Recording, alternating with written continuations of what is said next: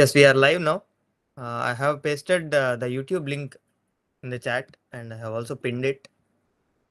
I will also pasting the YouTube link in the calendar.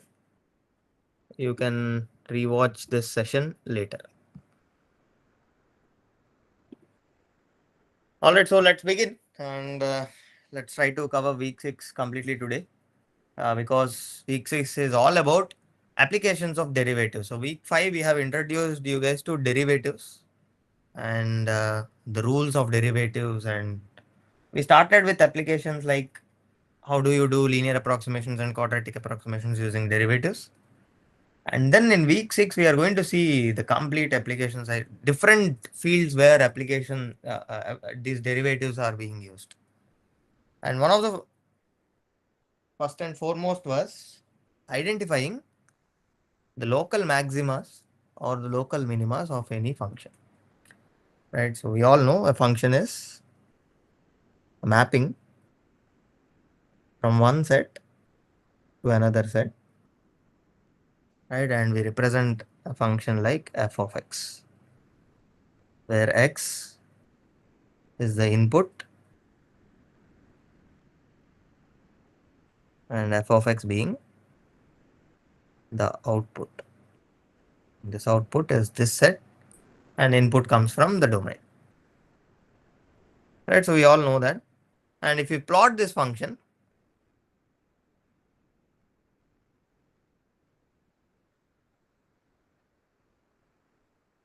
if you plot this,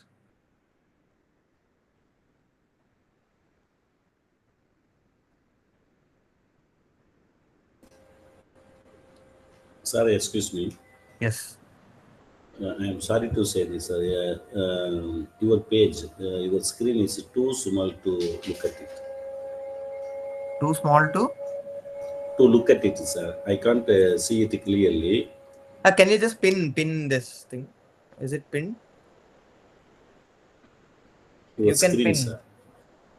Yeah, you can pin my screen so that it will become bigger. Okay, sir. Thank you. Okay. Thank you, sir. Yes. Okay. So if I plot, it may look like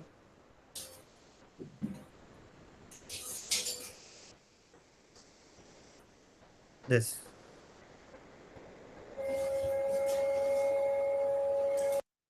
Maitreyan, yeah. Thanks.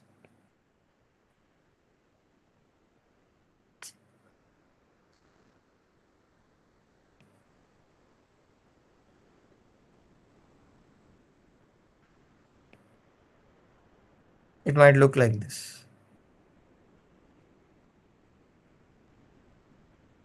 Okay. So now, what are these local maximas and local minimas are, right? So first of all, we should know what are them. And then we'll see how do we use derivatives to find them. Firstly, local maximas or local minimas are, in simple layman terms, locally or in some neighborhood, if any point attains the maximum value, such a point is called the local maxima point. Similarly, on the other hand, if in some neighborhood or in some interval, if that point achieves the minimum value, such a point is called local minima point. Okay, so that is why local. Local is like in some region or in some interval. Okay, so if you see here,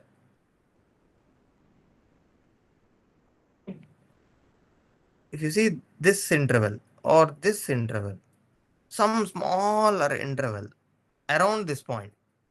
Okay, so if you see around this point, you can clearly see, even if I zoom it, you can clearly see that this point is the maximum point, right? So at this point, this function goes to the maximum, and anything to the left or to the right, the function value reduces or lesser than this point.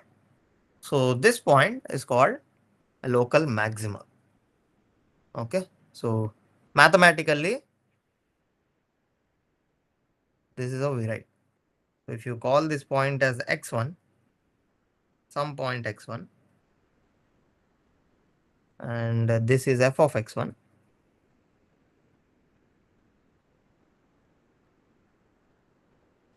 right? So around some interval,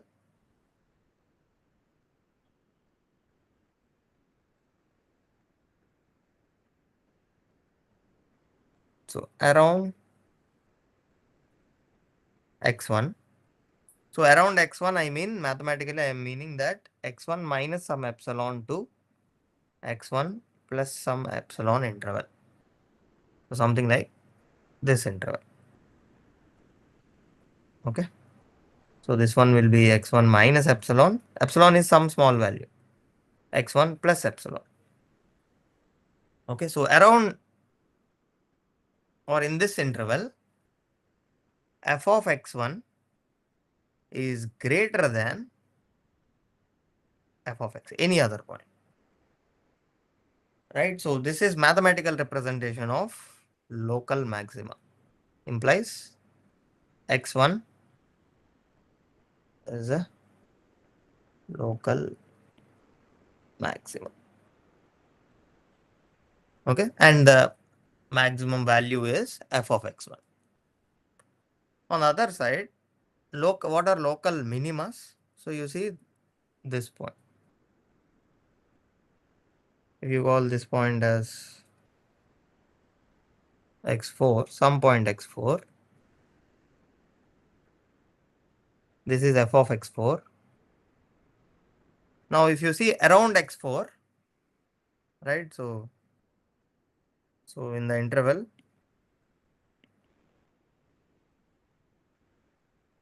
x4 minus epsilon to x4 plus epsilon. So again, a smaller interval around x4, if you consider,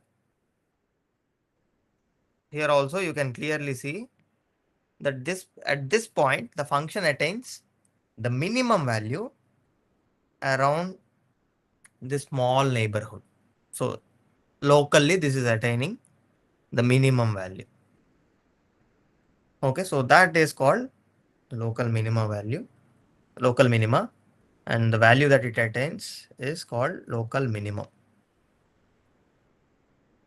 And mathematically, how do I write that? So f of x4 will be less than any other x in that interval. So f of x will always be greater in the interval x4 minus epsilon to x4 plus epsilon. Okay, so you can clearly see even if you move to the right or left, the function value is increasing.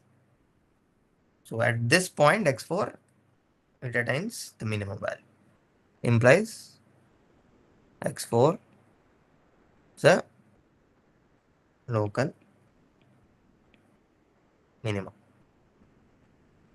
And not only x1 and x4, there are two more points which are local maxima or local minimum. So therefore, for any function, there is no uniqueness that there is only one local maxima or one local minima. So there can be multiple local maximas and multiple local minimas for a given function. So here in this case, there are two such points. So there is point x2. This point is also a local minima. And there is point x3,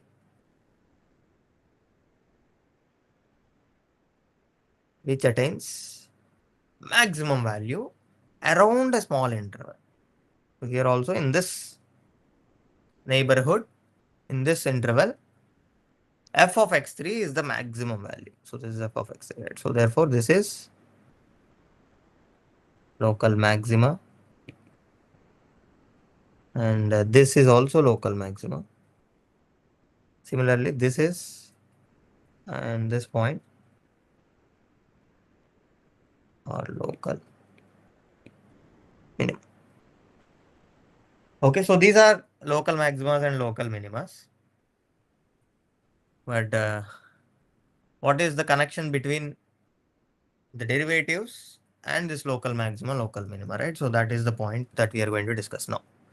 So how to find these local maximas or local minimas? So for finding these local maximas or local minimas, or the conditions for this local maxima or local minimas involve the derivatives, usage of derivatives.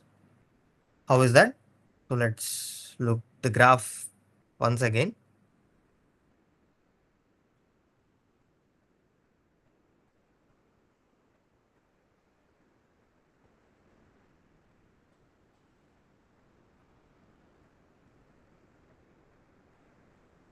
Okay, so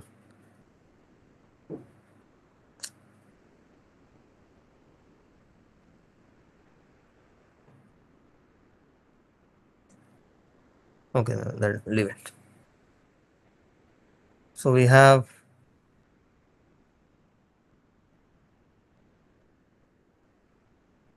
this function, right? So, and let's plot this local maximus also. So this is one local maximum, and this is another local maximum, and this is one local minima. So these local maximas and local minimas are called critical points. Okay, so both local maxima point and the local minima point, both are called as critical points. Now, let's bring in this derivative somehow. So if you observe local maximas or local minima points, if I draw the tangents at that point, or if I try to find the slope at that point, they will be,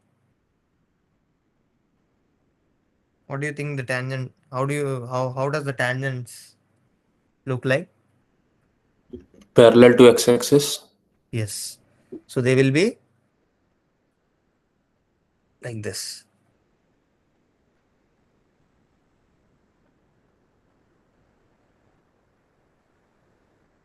And if a line is parallel to x-axis, what is the slope of that line? 0. 0. Very good. So therefore slope at these points are 0. Right. So these points are labeled as x1, x1, x2, x3, x4. So slopes at points x1, x2, x3, x4 all are zeros. And what is the connection between slope and the derivative? Basically, First derivative of a function. first derivative of a function is the slope. Slope is nothing but the first derivative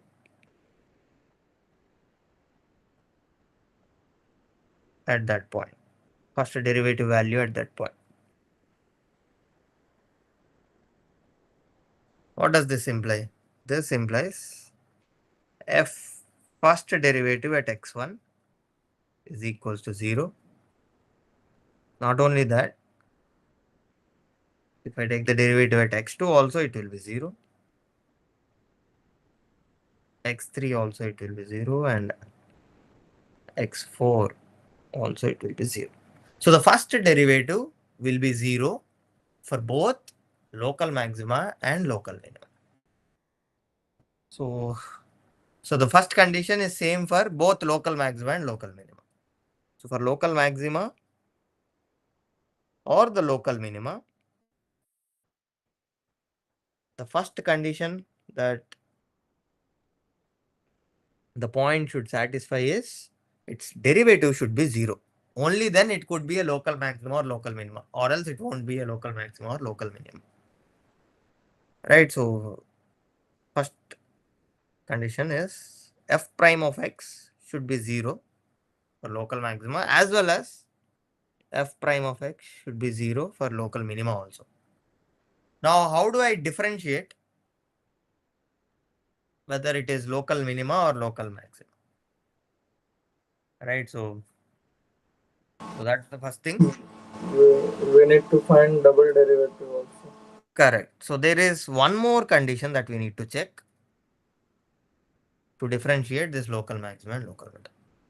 So for local maxima, I will have to compute the second derivative value at that point. And if it turns out to be greater than 0, then it is local maximum. On the other side, if the double derivative becomes less than 0, then it will be local minima. So for both local maxima and local minima, I will set how to find local maxima and local minima is the next thing. So this is the conditions for local maxima and local minima. Right. So the next thing is, how do I find that?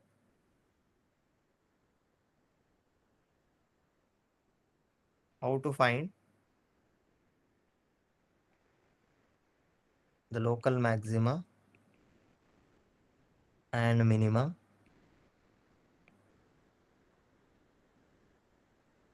right? So that's the question. For that, step one is set f prime of x to be equal to 0. Okay. Or before that, let's put it step by step. Step one will be compute the derivative of f of x, which is f prime of x. Next is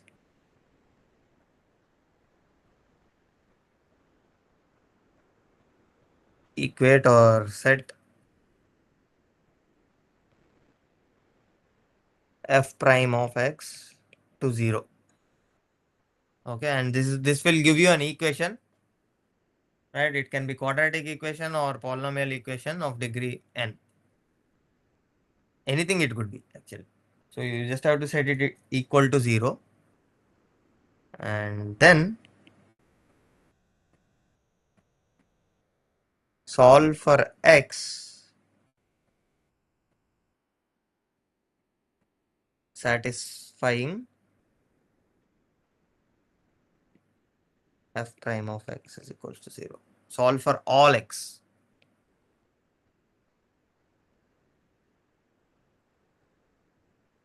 So we need to find all x such that f prime of x is 0. Satisfying is same as such that. So solve for all x such that f prime of x is equals to 0. Now then, step 4 is compute f double prime of x. And then step 5 is the checking condition. So let x1, x2, x3, x4, xn are the solutions to f prime of x is equals to 0. So let's say f prime of x has n solutions, which are x1, x2, xn, that you can compute in step 3. Now in step 5, check the sign of f double prime of x star. Okay, check the sign means whether it is positive or negative for all x star belongs to these points x1, x2, xn. Right? So if our f double prime of x star is greater than 0, implies it is local.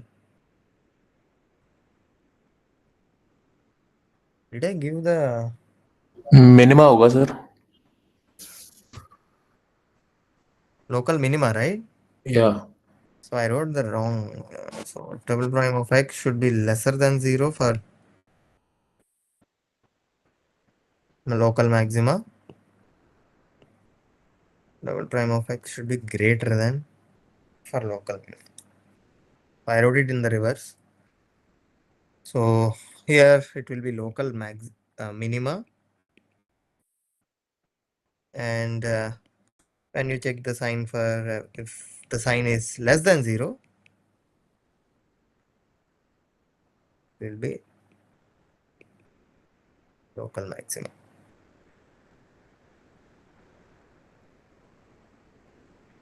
Okay, so there are 5 steps, 5 simple steps which we can follow, and we can tell which one is local maxima or which one is local minima, or we can find all the local maximas and local minimas of the given function. Okay, is this clear? How to find this local maxima? So this is one application where we use the derivatives, the second order derivative as well as the first derivative. All right, so let's do a problem and then we'll understand this better.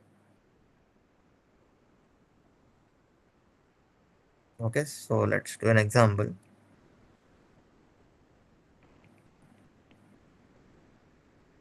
So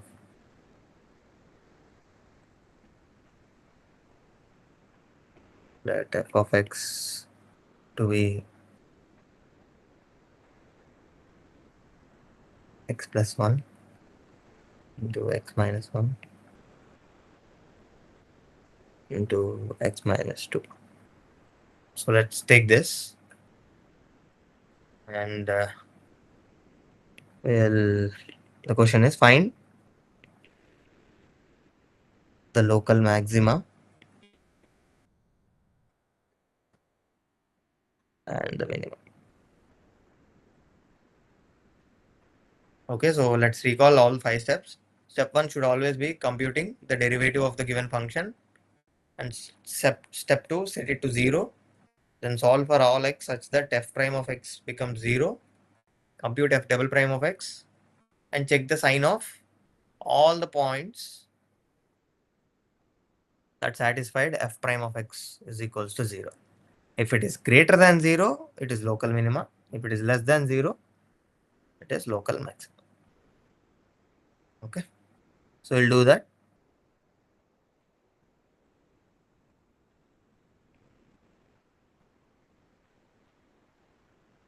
F of x, if I just expand, this will be x square minus 1 into x minus 2, and this will be x cube minus x minus 2x square plus 2.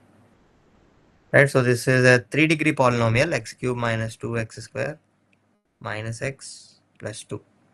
This is f of x. And then the first thing is compute the derivative of this. So the derivative will be f prime of x, and that is 3x square minus 4x minus 1. Right, and the second step is set this to 0. Now this is a quadratic equation, and this quadratic equation we can solve it. X is equals to minus b, which is minus of minus 4, plus or minus square root b square, which is minus 4 square, which is 16, minus 4ac, minus 4 into a is 3, and minus 1 divided by 2a. 2 into a is 3. Okay, so I just use this quadratic formula for getting the roots. So this is 4 plus or minus square root 16 plus 12 divided by 6. So this is, if you simplify, 4 plus or minus square root 28. Square root 28 can be rewritten as 2 root 7. Right, and excuse me, divided by 6. And this, if you simplify it, this will become 2 plus or minus root 7 divided by 3. Okay, so root 7 is greater than 2. So 2 minus root 7 is a negative value, and 2 plus root 7 is a positive value. Okay, so we don't want these things. Actually, we want this. We'll also compute, we'll also check which one is local maximum and which one is local minimum. Okay, so for that we need to compute f double prime of x. So we need to take one more derivative.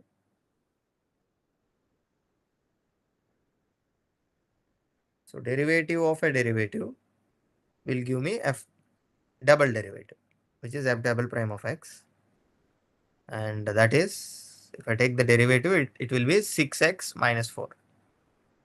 So 6x minus 4. Right. So now I should not set this to equal to 0. Rather, I should find f double prime of 2 plus root 7 by 3 and f double prime of 2 minus root 7 by 3. Right. So all I need to do is to substitute 6 times 2 plus root 7 divided by 3 minus 4. So this will be 2. And we'll have 4 plus 2 root 7 minus 4, which gives us 2 root 7, because this and this will get cancelled out. Therefore, 2 root 7 is a positive value. So this is greater than 0, implies, so the first derivative is 0 and the second derivative value is positive at 2 plus root 7 by 3. Implies that is a local minima point. Okay. Similarly, if you compute 2 minus root 7 by 3, you'll have the same thing except a sign change. And we'll have 4 minus 2 root 7 minus 4. This will give me minus 2 root 7, which is negative value. Implies this point is a local axis.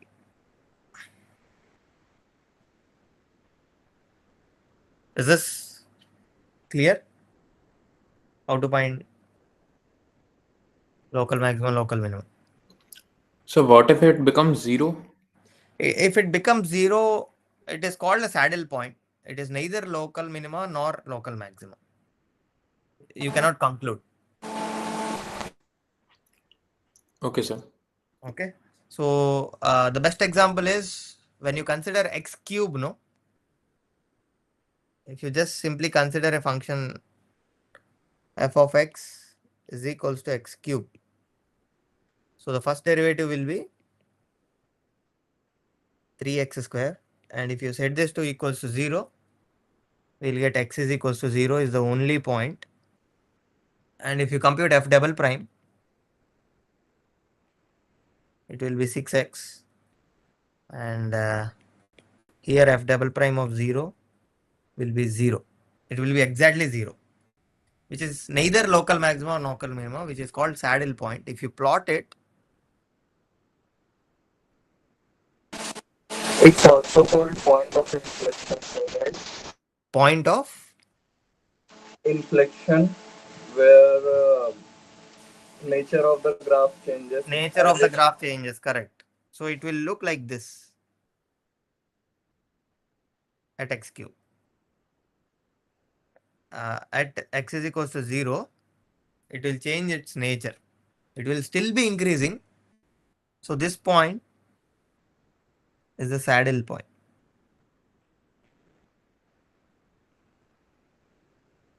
Which is neither local maxima nor local minima, but the first derivative will be 0 and the second derivative will also be 0 at that point. Okay. Okay, sir. All right. So let's move to the next application of derivative, which is called mean value theorem.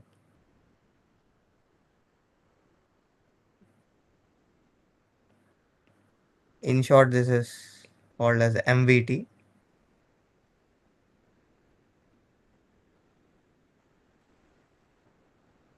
So to study mean value theorem, we should talk about Rolle's theorem first. Then it will be easier for us to understand the mean value theorem. Okay, so what does Rolle's theorem says is, so before getting into mean value theorem, we'll quickly see what is Rolle's theorem. So all these are statements made by those mathematicians, and they are true. Okay. So what does Rolle's theorem says is, if there is any function that is continuous in some interval. Okay, so I have a function with me, f is continuous in some interval ab. Okay, and also differentiable.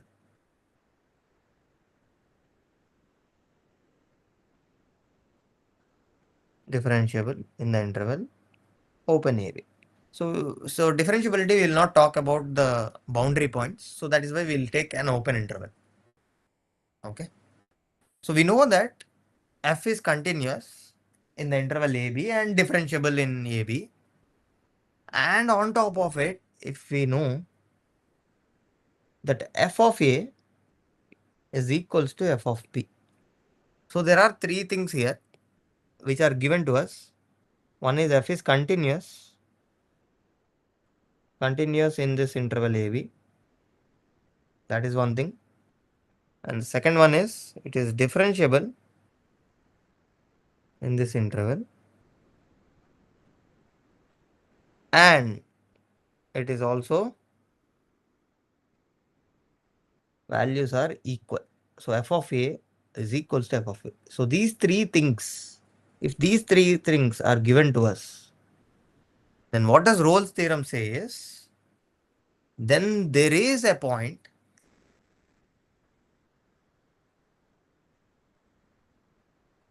then there always exists a point, or then there is a point C in this interval, C somewhere in between AB, such that if I can compute the derivative value at that point C, it will give me 0.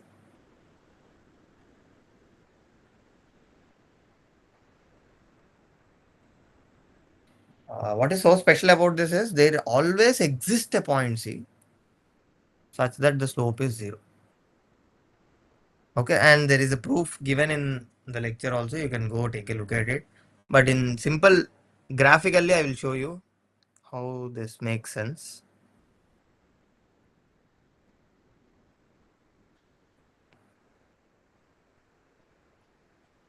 Okay, so let me plot this and this. Okay, so let us call this point as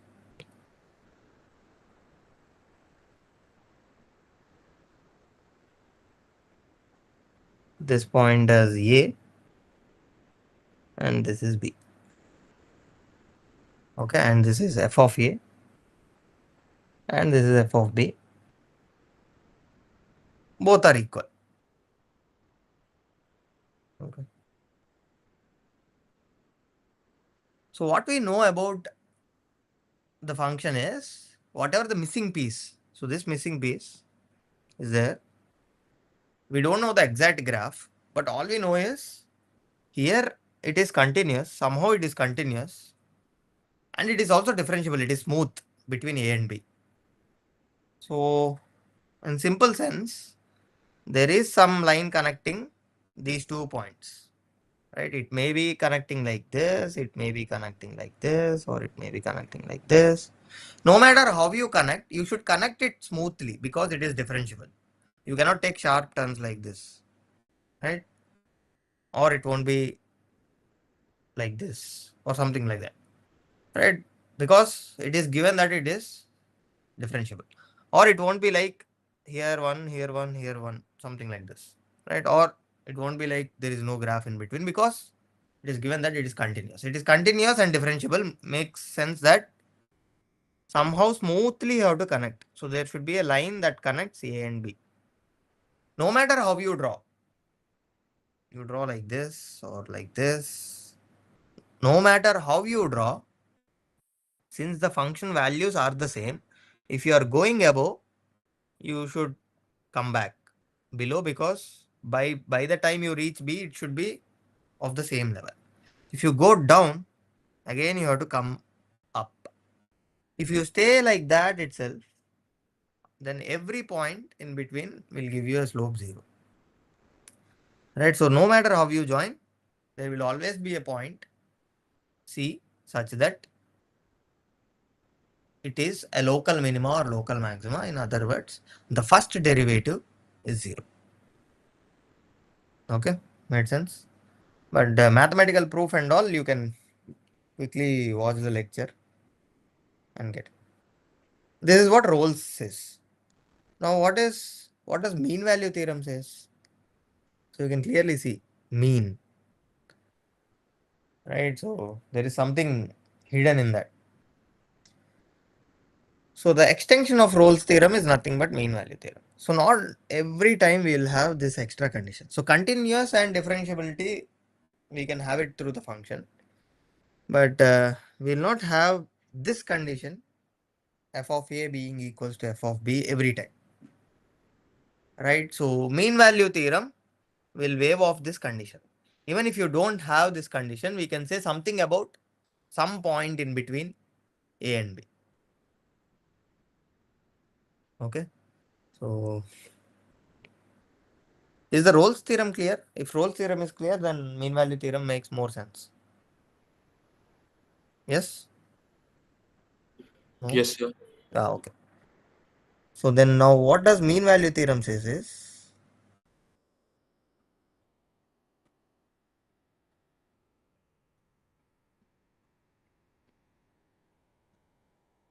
I don't need that condition that f of a to be equals to f of b. All I need is f should be continuous. I need a function that is continuous in the interval ab and differentiable in this interval ab. Okay. Then there is a point C. So the third condition didn't come here. There is a point C in this interval AB such that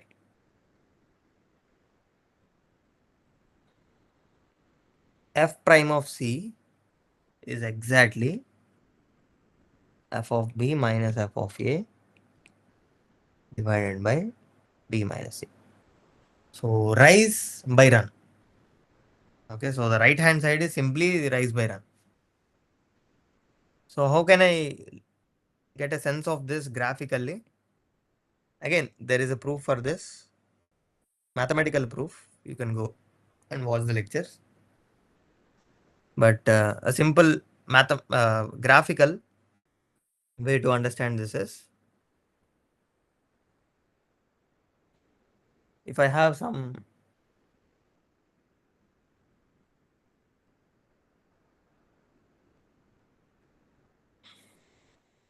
okay, so some function like this. Let's say this is my point A, this is my point B. So this is A comma f of A, and this point will be B comma f of B. And if I just draw a line that connects these 2 points, that will look like this.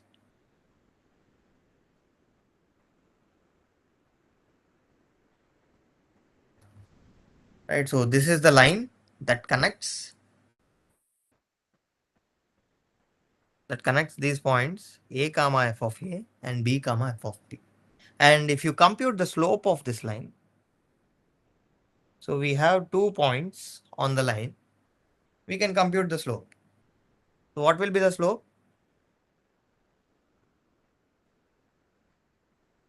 Is the slope is f of B minus f of A divided by B minus A. Correct, right? So the slope of this line. Yes, sir. Great. And we know parallel lines will have the same slope. Yes, sir. Right. So now observe, I will draw a line that is parallel to this red line and it exactly touches the function.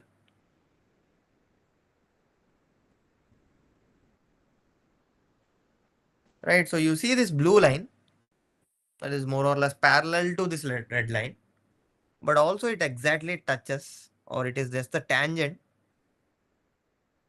of this one.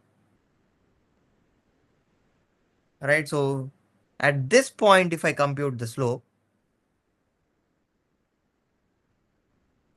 which is f prime, we'll call it as c point, f prime of c. At that point is slope is basically the slope of the blue line. The slope of the blue line is equals to the slope of the red line, and the slope of the red line is f of b minus f of a divided by b minus a. So the slope of this blue line will also be f of b minus f of a divided by b minus a. And at that point, the slope is basically the first derivative value.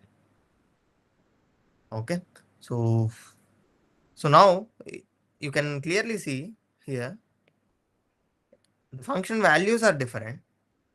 Even if it is not like this, even if it is like this or like this or like this, any way it can be, there will always be a point such that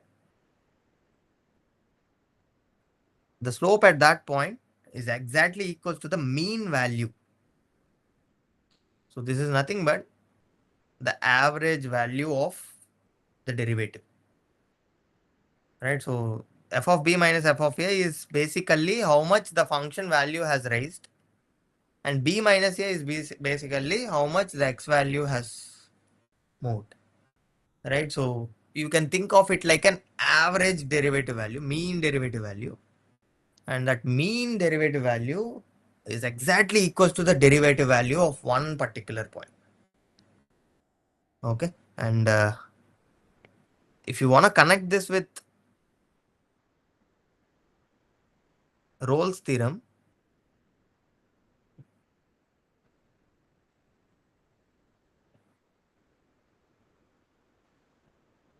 if I just tilt this and made f of a to be equals to f of b, it becomes Rolle's. Right, so if I just tilt that function a bit, you can now see f of a is equals to f of b. Now, based on Rolle's theorem, what do we have? There will always exist a point C such that f prime of C becomes 0. So if f of b is equals to f of a, then the numerator will become 0 and f prime of C will be equals to 0. So basically it is just the rotation of the Rolle's theorem. Okay.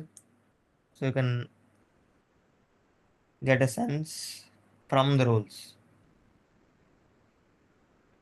Okay. So this is graphical way of understanding mean value theorem, but there is a mathematical proof behind this and you can get it from the lectures. Okay, so is this mean value theorem and Rolle's theorem clear? This is little bit abstract.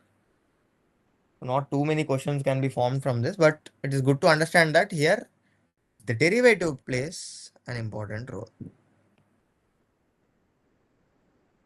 So that is why we brought it in week 6, which is applications of derivatives. So this is one of the application of derivative. Okay.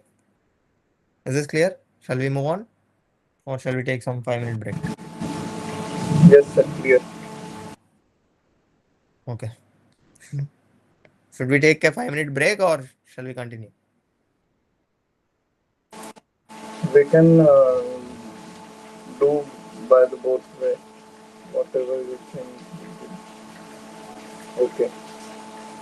Okay, so let's take a very short break. So let's take a 4-minute break. 8:55 we will resume. Okay. So we'll continue to the next applications. And the next coming applications are quite interesting. One out of them is everyone's favorite, L'Hopital rule. Okay, so we'll see that at 8:55.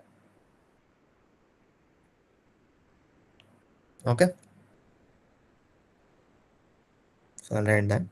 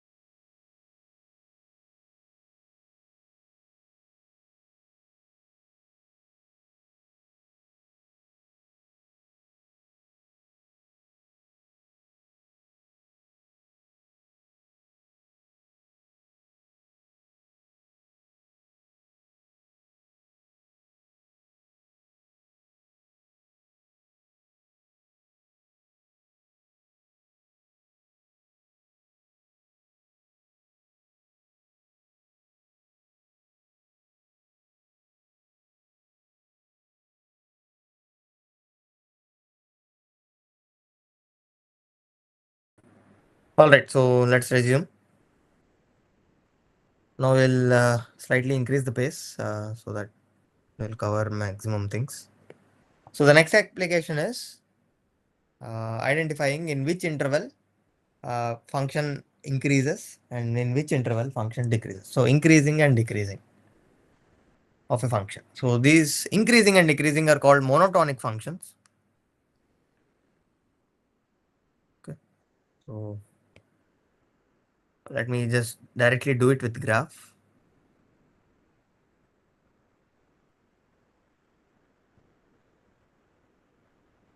So let's say we have something like this.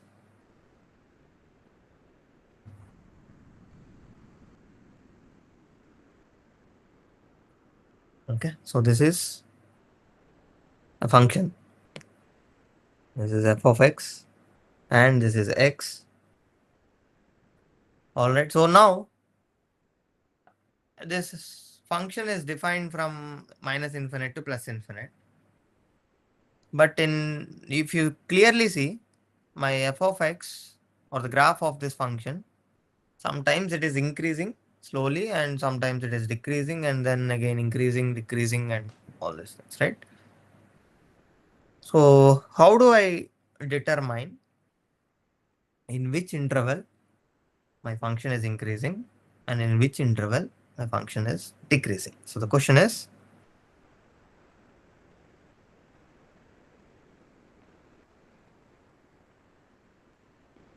how do we determine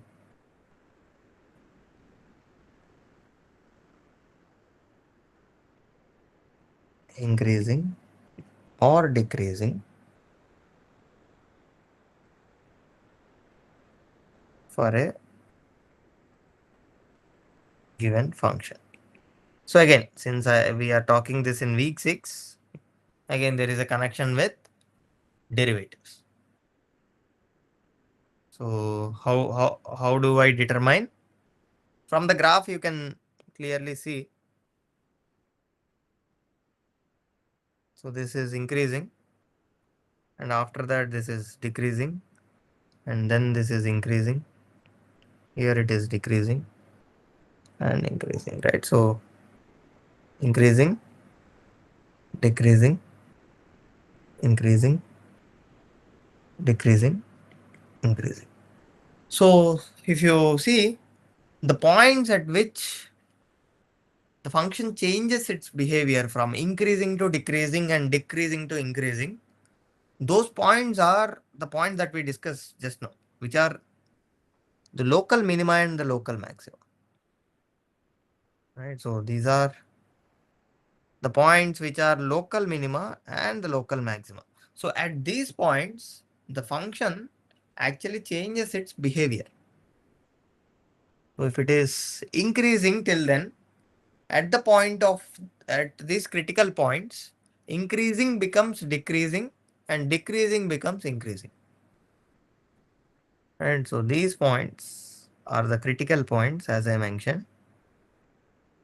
At these 4 points, the function actually changing its behavior.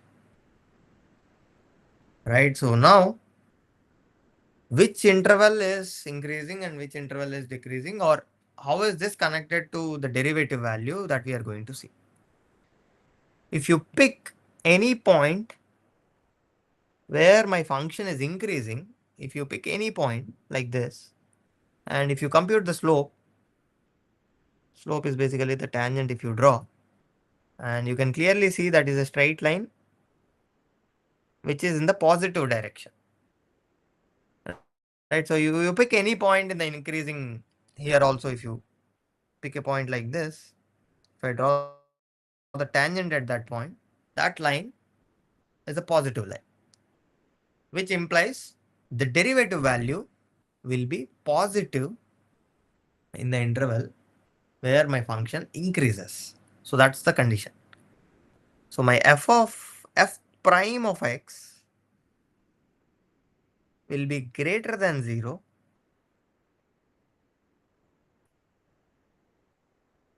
if it is greater than 0 for all x in the interval where it increases. If it is greater than 0,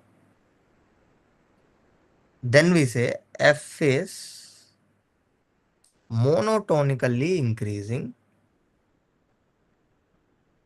So what does this monotonically means is in one direction, monotonic, only from one side, just like our sessions, right? So where I will speak the majority of the time. So it's one direction, not in the both directions. So that is what monotonically means. So f is monotonically increasing. Whereas if f prime of x is less than 0 for all x in AB, then f is monotonically decreasing or decreasing.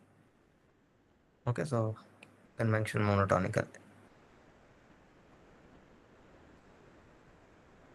Okay, so here also you can see any point you choose where the function decreases, in the interval where the function decreases, if you draw the tangent line, that forms a negative line, and the derivative value will be negative. So here also you can see. Okay, so the derivative, if the derivative is less than 0, in some interval for all x, then in that interval f is monotonically decreasing. If it is greater than 0, f is monotonically increasing. What if it is equals to 0? Equals to 0 for all x in this interval AB implies f is just a constant.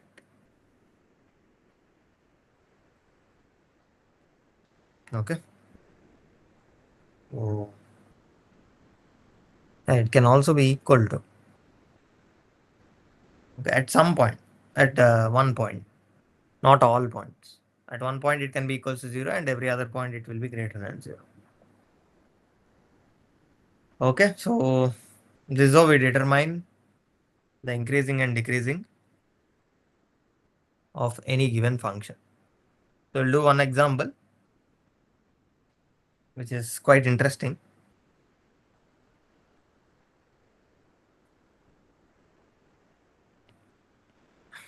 Okay, so we'll take the general form of a quadratic function where f of x is ax square plus bx plus c.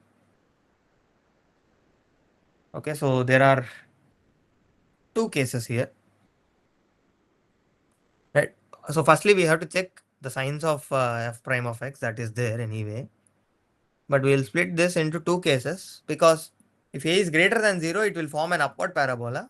If a is less than 0, it will form a downward parabola. That we all know. One is upward.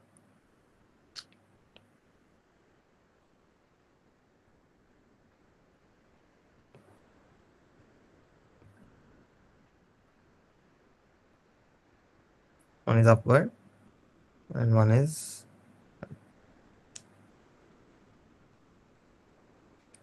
this like this. One is downward. So this is when a greater than 0. This is when a less than 0.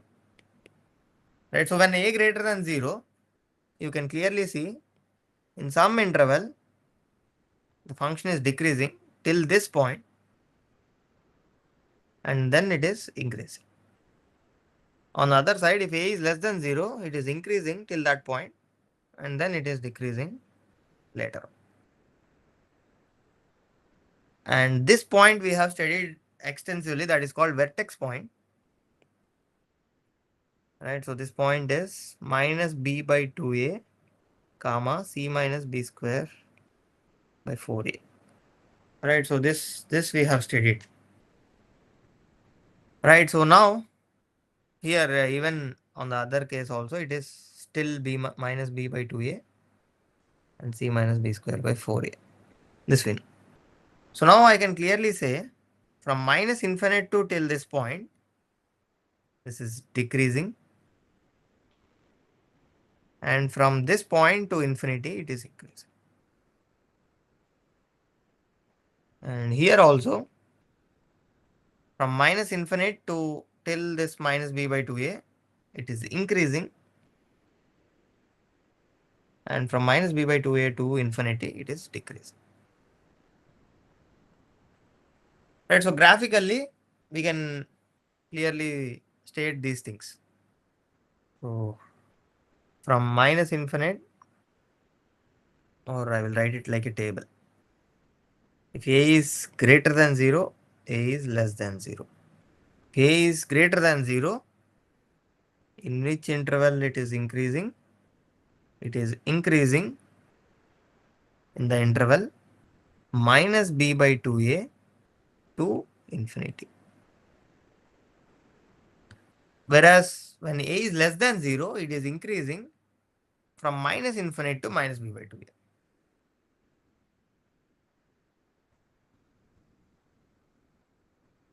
And in which interval this is decreasing when a greater than 0?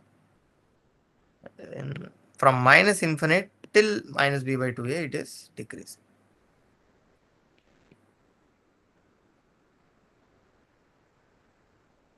And from minus b by 2a to infinite, it is decreasing when a less than 0. Okay, so graphically it made sense. if you want to compute this mathematically, analytically, we have f of x, which is ax square plus bx plus c. If I compute the derivative of this, which will give me 2ax plus b. So this 2ax plus b is a straight line, right? So it depends on the slope of the line. Also, it depends on where it cuts x-axis, right? So it depends on both the things. So in order to have f prime of x to be greater than 0, we need to have 2ax plus b to be greater than 0. And 2ax should be greater than minus b. Right, so now when I have to divide it by a, I need to be little bit careful about the sign of a. If a is positive, I can directly divide. Right, so if a is greater than 0, I can divide by 2a and I will have x should be greater than minus b by 2a. Right, so if x is greater than minus b by 2a, my f prime of x will be greater than 0. So here also it made sense, right? So my x is from minus b by 2a till infinite when a greater than 0. It is increasing. So this is the condition for increasing. In the other interval, it will be decreasing. Whereas if a is less than 0, when I divide it by 2a, the sign will change. The inequality will change. So this will become x less than minus b by 2a when a is less than 0. Right, so if you are dividing it by negative numbers on both sides, negative number on with both sides, the inequality will change. Right, so okay. Okay, and this also made sense. Here you can see when a is less than 0, it is increasing till minus b by 2a. So when x is less than minus b by 2a, it will increase. From minus infinite to minus b by 2a, it is increasing. And from minus b by 2a to infinite, it will decrease. So even like this also, analytically also, it gave us the correct values. Okay. Any doubt?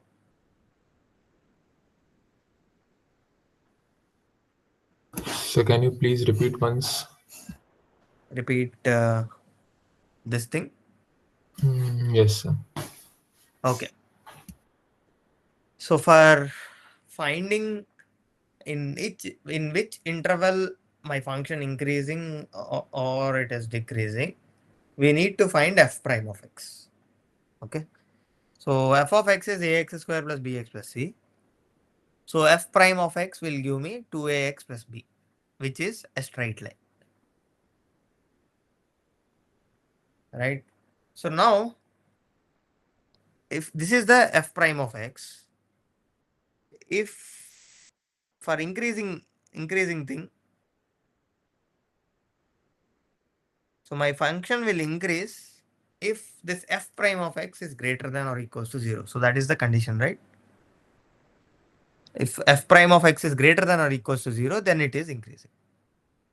So in order to be having this condition getting satisfied, f prime of x greater than or equals to 0, I have f prime of x to be 2ax plus b. So my 2ax plus b should be greater than or equals to 0. If I subtract minus b on both sides, I will have 2ax being greater than or equals to minus b. Till there is no confusion with whether a greater than 0 or less than 0. Okay. So now, if I have to divide both sides by 2a, I need to check the sign. Because you can clearly see, right? So minus 3 is less than or equals to minus 1. Whereas if I want to divide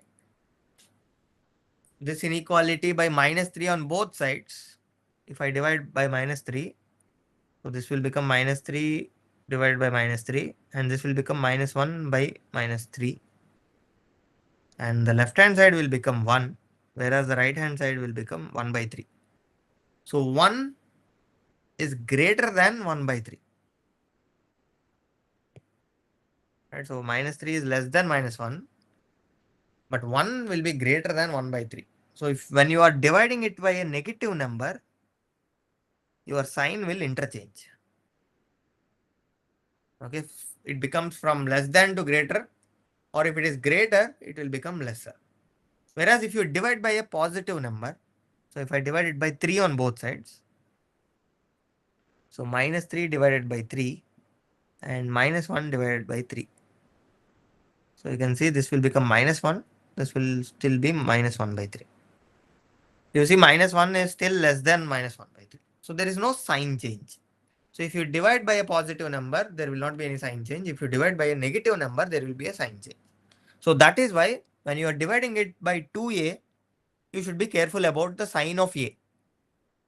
If a is positive, then there will not be any sign change.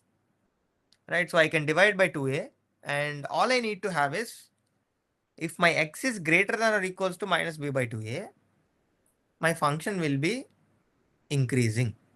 Because when x is greater than or equals to minus b by 2a, my f prime of x will be greater than or equals to greater than or equals to 0.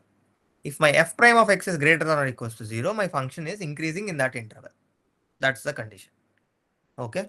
So if you see the plot also, when a is greater than 0, from minus b by 2a, and when x is greater than minus b by 2a, this is increasing. Whereas when a is less than 0, and if I divide by 2a, since I am dividing it by a negative number, greater than or equals to will change its sign to less than or equals to. Okay, so which implies when a is less than 0, my function will be increasing only when x is less than minus b by 2a, which is x can take values from minus infinite to minus b by 2a. Okay, so here also you can see x will be increasing only till minus b by 2a. Is this clear? Yes, sir. Okay, so that is about determining increasing, decreasing of any given function. So that is also where we use derivatives. And the next application that we have been waiting for ages, which is L'Hopital rule.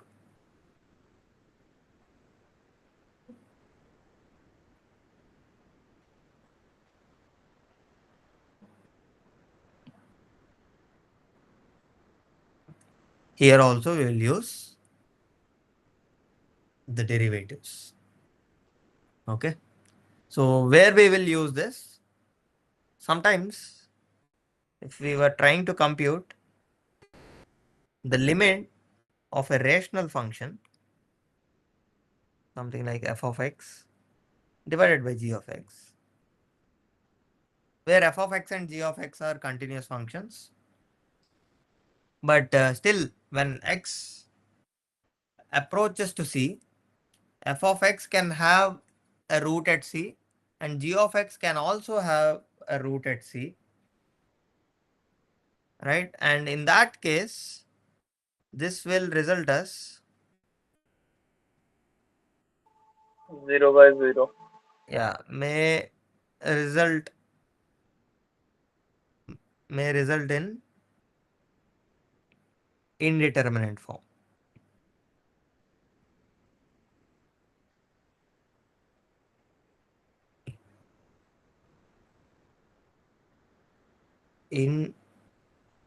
Indeterminate. So indeterminate means we cannot determine the actual value. So indeterminate form. So what are indeterminate forms? Something like 0 by 0. So 0 by 0 is undefined. So we cannot give an exact value because anything divided by 0 should give us infinite. But anything you divide with 0 on the numerator, it should give 0. So that is why 0 by 0 is still it doesn't have any value. It is indeterminate. Not only 0 by 0, we also have infinity by infinity, which is plus or minus plus or minus. Okay, so plus infinity by plus infinity or minus infinity by plus infinity, all four possible cases. So even this is also indeterminate form. So if it resulted in this indeterminate form, then we'll try to use L'Hopital rule. But there also we'll have to use it under certain conditions. Okay, so those conditions are basically R, F, and G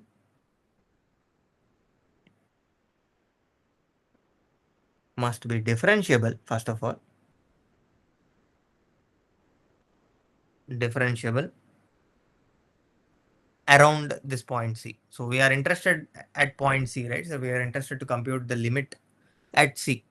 So we don't need to be looking at the complete from minus infinite to plus infinite. We can look at the neighborhood of C. F and G must be differentiable in the interval C minus epsilon to C plus epsilon. Okay, so in that smaller interval, it should be differentiable. Okay, so if this is the case, then what we will do is we will compute the limit of this new rational function, which is f prime of x divided by g prime of x at point C. Okay, so if it gives us some value, if it gives us some L value, then what does this L'Hopital says is, then the actual rational function is there, no, which is f of x by g of x. Even this limit will also be L. Okay, and the best part of this L'Hopital rule is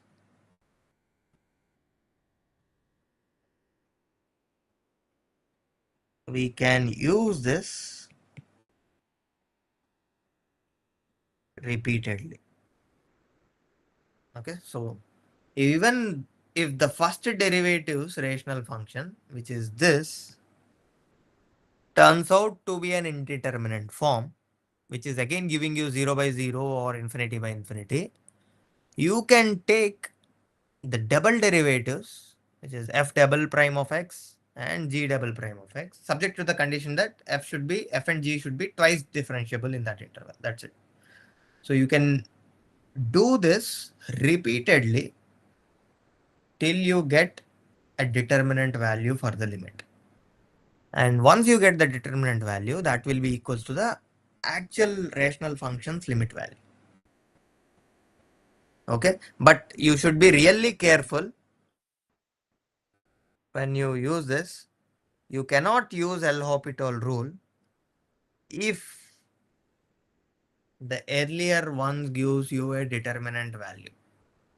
Okay, you should not use L'Hopital rule just because the numerator and denominator looks big, or the degrees of numerator and denominator are higher. You might think that we can continuously take this L'Hopital, and once it becomes one single degree, then we can substitute the value. That is not how things work in L'Hopital. Okay, so you can only use if and only if you get a indeterminate form. Only then take the derivative of the numerator, take the derivative of the denominator, and then compute the limit again. Even if it gives you again 0 by 0, you then further take the double derivative. Even the further second derivative also gives you 0 by 0 or infinity by infinity. Then go for the third derivative. Only then go for the third derivative. Okay. So we'll see some examples to understand this a little better. Okay, so let's do this.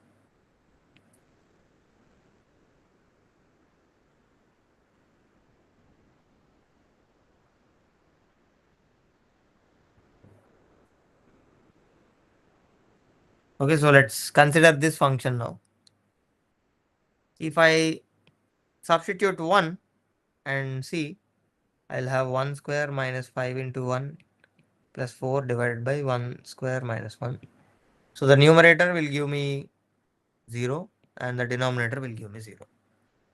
So this is an indeterminate form.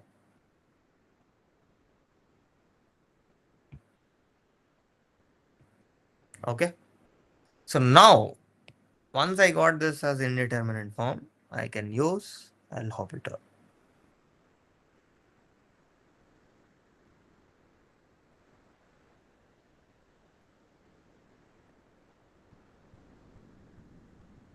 Using the L'Hopital rule, this limit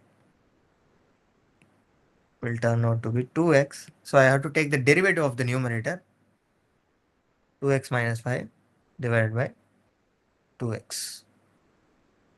Right, so now if I substitute x is equals to 1, I think I can substitute without any harm. So limit x tends to 1, I can substitute 1 here. So this will simply be 2 times 1 minus 5 divided by 2 times 1. Right, so this will give me 2 minus 5 divided by 2. This is minus 3 by 2. Minus 3 by 2 is a determinant value. So minus 3 by 2 is basically minus 1.5. So therefore the limit is 1.5. So always be careful. You cannot can't use L'Hopital further. Okay, so if you use, what will it give you? It will give you something like the numerator will become 2 and the denominator will become 2 and the value will give you 1. Correct? So this is not the limit value. You cannot use L'Hopital because the previous time when you have computed, it gave you a determinant value. Is this okay? Understood? When you can use L'Hopital and when not to use L'Hopital. Okay. So it's very, very important that you should know when not to use L'Hopital. All right. Got it? Yes, no. Still getting confused. Okay.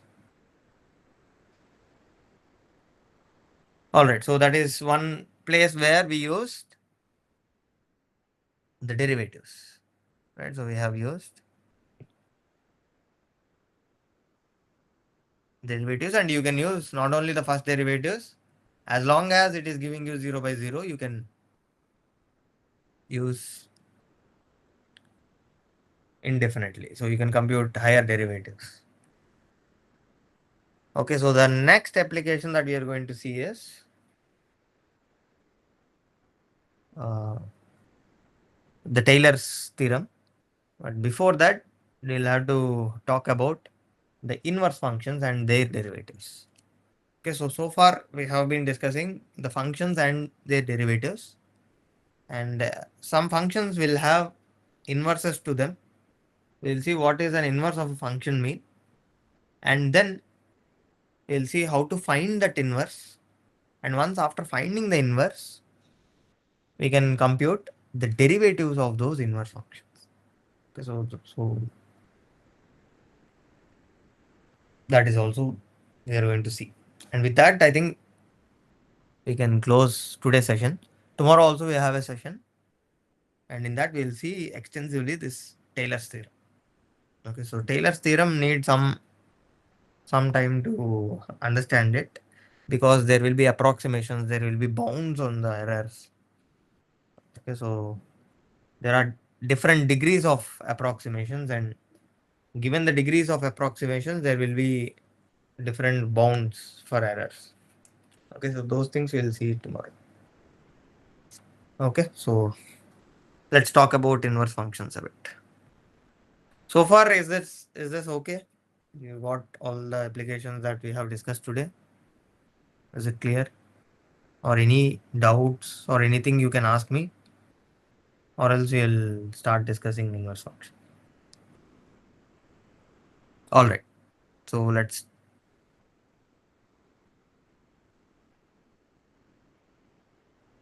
talk about inverse functions.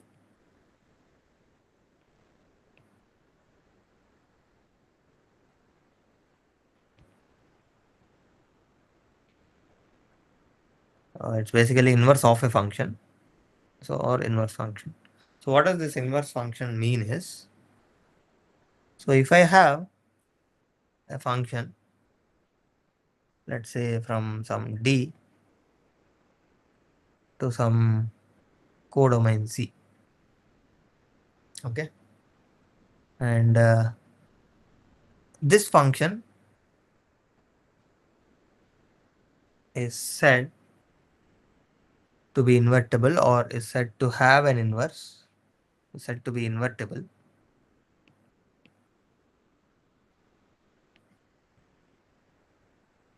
if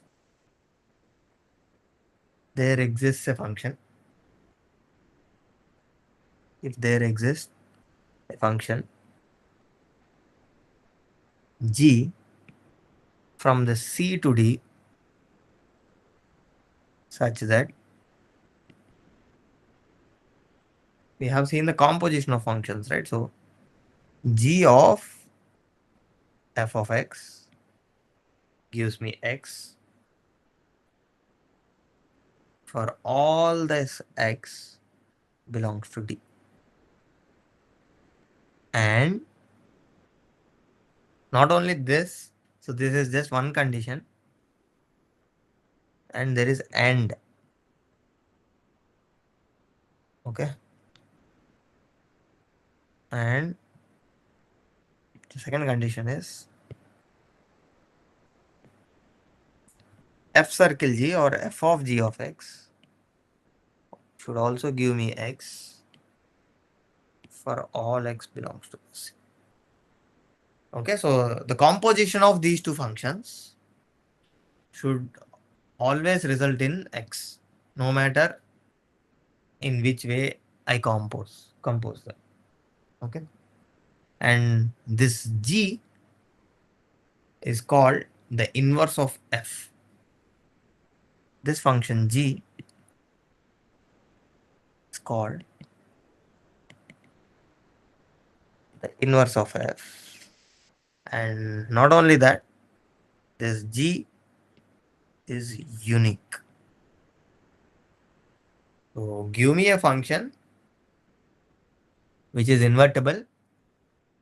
There will always be a unique g that is inverse to that f. Okay, and usually this g is denoted, the notation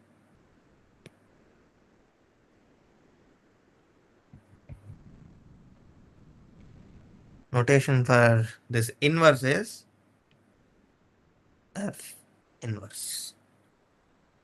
Okay, so usually we'll denote it as f inverse of x. So f inverse of x is the inverse of f of x.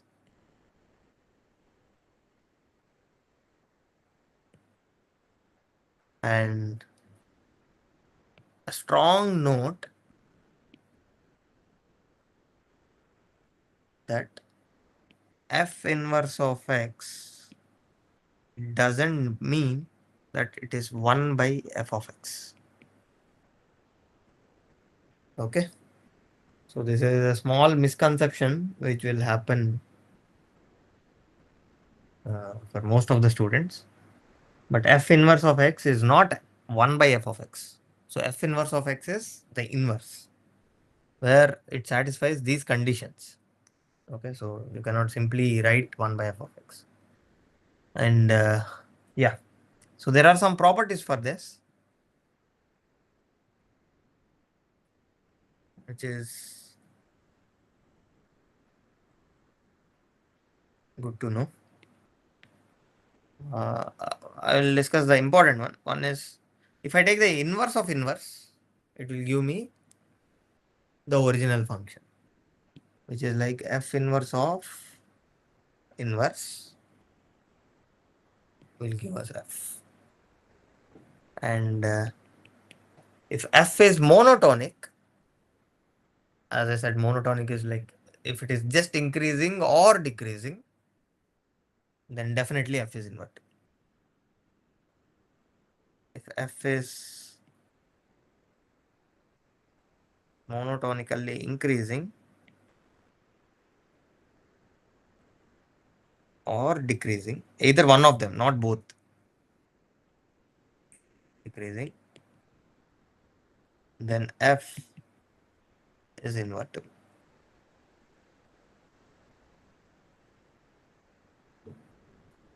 Okay. So these are two properties. And the third property is the visual property. So the inverse and the function will always be mirror images to each other, or they will be symmetric with respect to the line y is equals to x.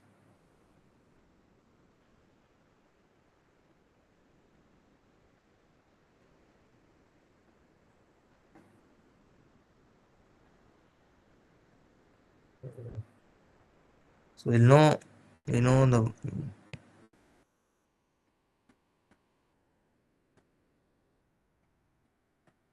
okay. So this is y is equals to x, and if I have my function to be like this, if this is f, the inverse of this f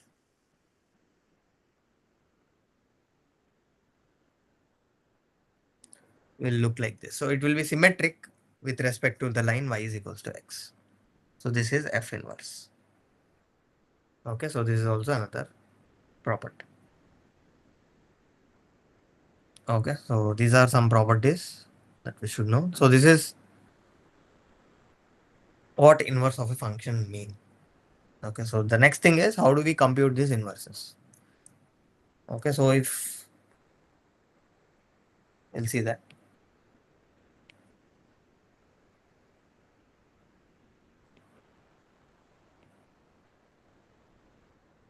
How to compute the inverse. So the inverse computation is like kind of manipulation. Okay, so you have f of x with us. We call it y. Okay, so now all we have to do is, so we'll have to write x is equals to some function of y. Okay, so we'll have to do some manipulation and rewrite this as x is equals to some g of y. Okay,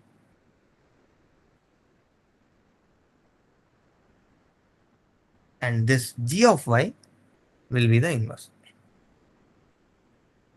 Okay, so we'll see it with an example to understand it better.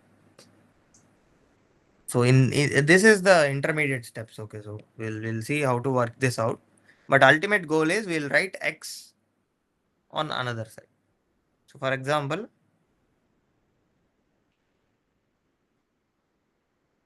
let's say you have a function f of x given to be 3x plus 5 divided by 2x minus 1. Okay, so we will equate it to y.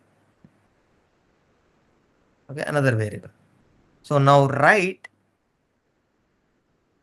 x in terms of y. Okay, so how do I write that? I will cross multiply. I'll have 3x plus 5 is equals to 2xy minus y. And then I will bring all x terms together and the constant terms on the other side. 3x minus 2xy is equals to minus 5 minus 5. Now I will pull out x. I'll have 3 minus 2y is equals to minus 5 minus y.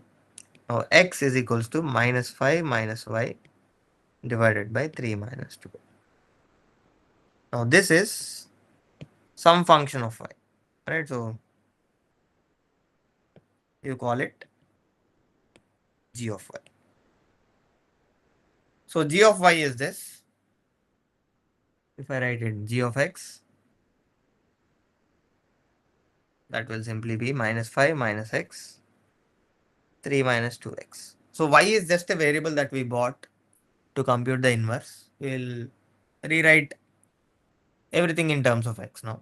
So g of x is minus 5 minus x divided by 3 minus 2x. So y is just like a dummy variable. Okay. So this g of x is the inverse. So this is the inverse. Inverse of f of x. That's it. So we can see one more example.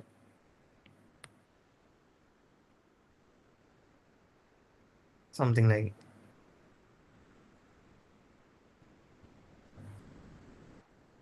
f of x to be x square. Okay. So this will not work always. I will show you why. So f of x is x square. Again, if you equate it to y, we'll have x is equals to plus or minus root y. Right. So we have x is equals to root y or x is equals to minus root y. Okay. So we will have to check this. So something like we have f inverse of x to be root x, or instead of f inverse, let's put g of x. So we have g of x to be root x, or g of x is minus root x. Correct. So in order to be inverse, we just discussed two conditions. One is f of g of x should give me x, and g of f of x should also give me x. So let's check both the conditions and see whether it is giving us or not. So f of g of x, so this is f of, let's take root x first. So f of g of x is root x. So f of root x is root x whole square, which is giving me x. Okay, so f of g of x is giving me x. Now similarly, I'll also compute g of f of x. So this is for g of x root x case. So case 1.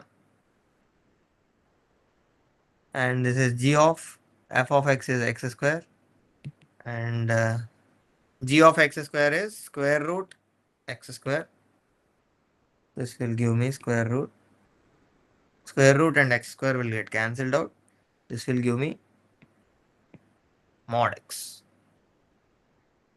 Right, so x is equals to mod x only when,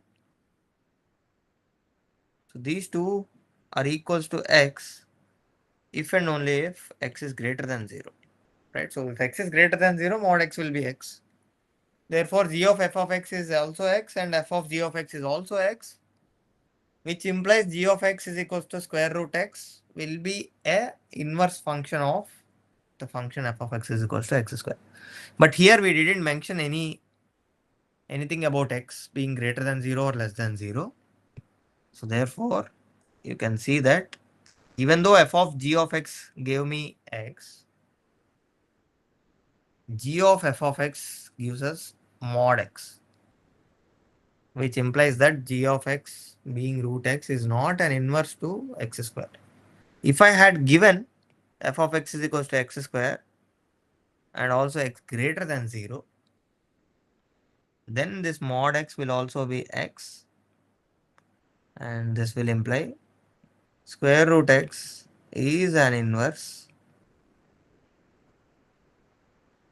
to x square. So square root x is an inverse function to x square, and which makes sense, right? You square it, and if you have to come back, you just have to take the square root, subject to the condition that the value that you are going to square or take square root should be positive.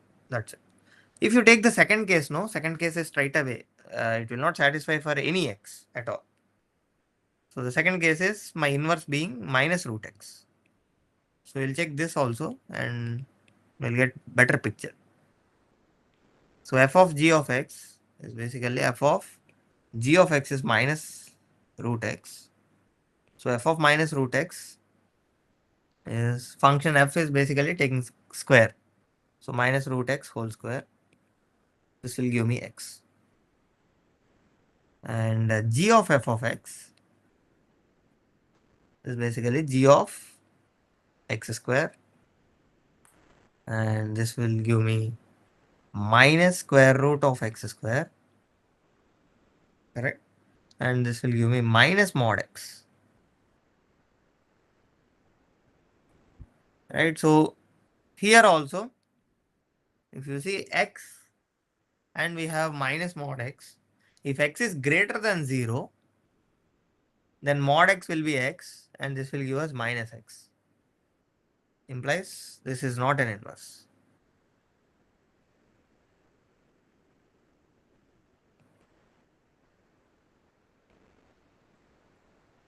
If x is less than 0, will it become inverses to each other?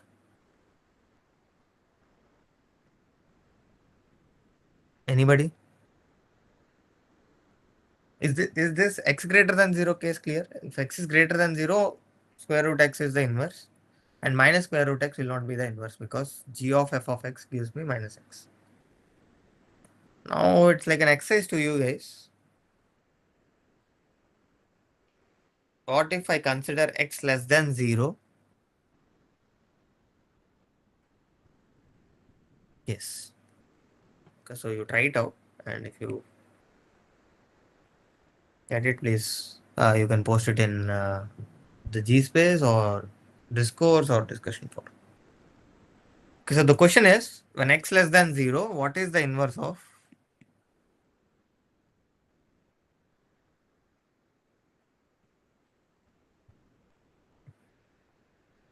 Does there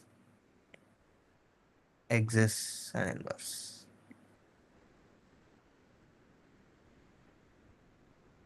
If yes, find it. Okay, so this is an exercise. I will not be discussing this, but we can discuss in the later sessions also. Okay, so this is the basic idea of inverse function and how to find inverse and all. Now, why we bought this here is, how do I compute the derivative of an inverse function? Right, so that is the main thing.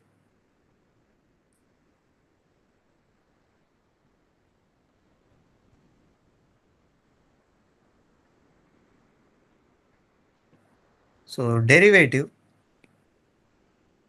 of this inverse.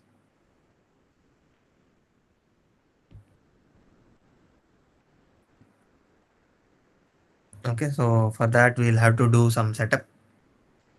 So let's say let f has some f inverse. Okay, so there exists an inverse to it. And also let and we'll say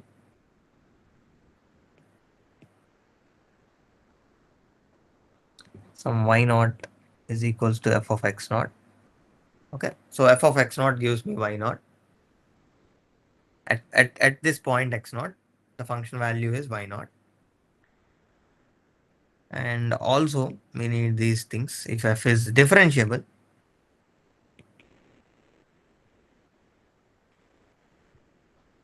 at this point x is equals to x naught, and f inverse is also differentiable.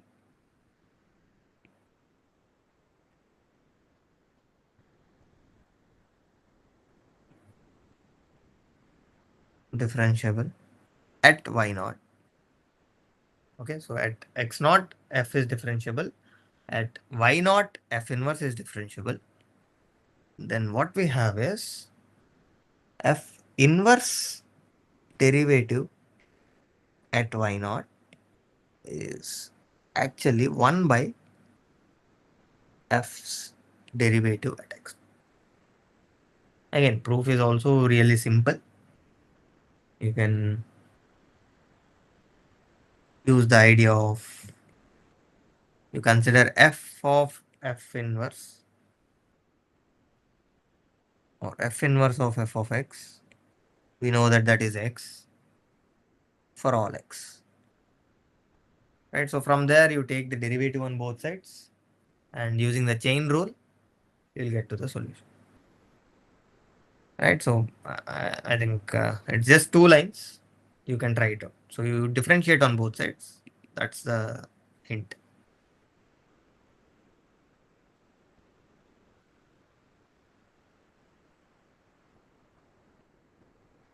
Okay, so you differentiate, there will be 2 lines and you will get to the answer. Okay, so with one small example, we'll see whether this f inverse derivative at y naught is actually equals to 1 by f's derivative at x naught or not. Okay, so let's take this example.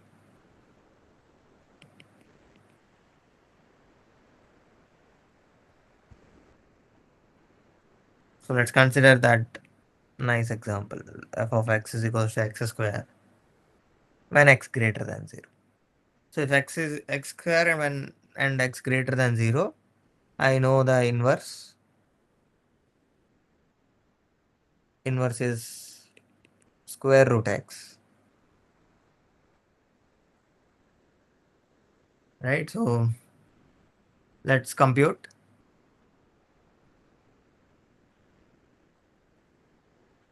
The f inverse derivative. So f inverse derivative is 1 by 2 into x root x. Right? So that is the derivative. And let's also compute the derivative of this function, which is 2x.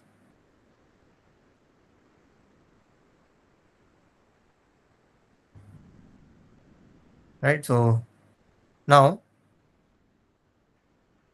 at some point, we'll choose some point, x naught, y naught point. So we'll choose 2, 4. Right? So when x is 2, my f of 2 will be 4. So this is x and this is f of x. Okay, so let's check whether this f inverse of derivative y naught is equals to f1 by f prime of x naught or not. So f inverse derivative at y naught is f inverse derivative value at 4, and that is 1 by 2 root 4, which is 1 by 2 into 2, which is 1 by 4. We'll also compute f prime's derivative at x naught. So f prime's derivative at x naught is 2 times x naught, which is x naught is 2, so 2 times 2, which is 4. So f prime of x naught or f prime of 2 is 4.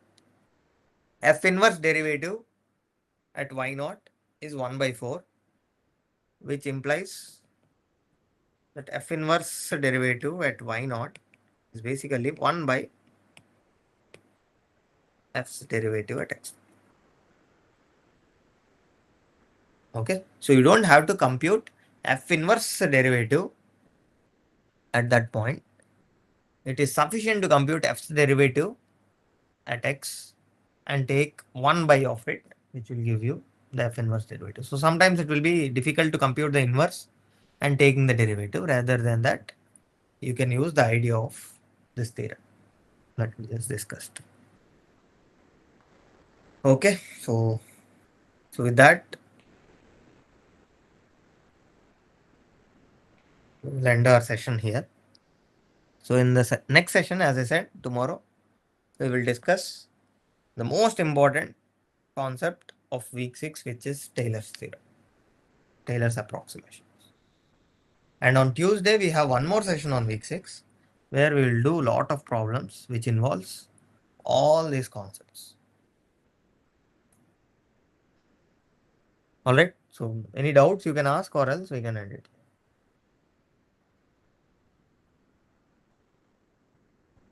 No doubts? Okay. Okay, guys. Then we'll meet in the coming sessions. Thanks all for joining and have a great day. Thank you, sir.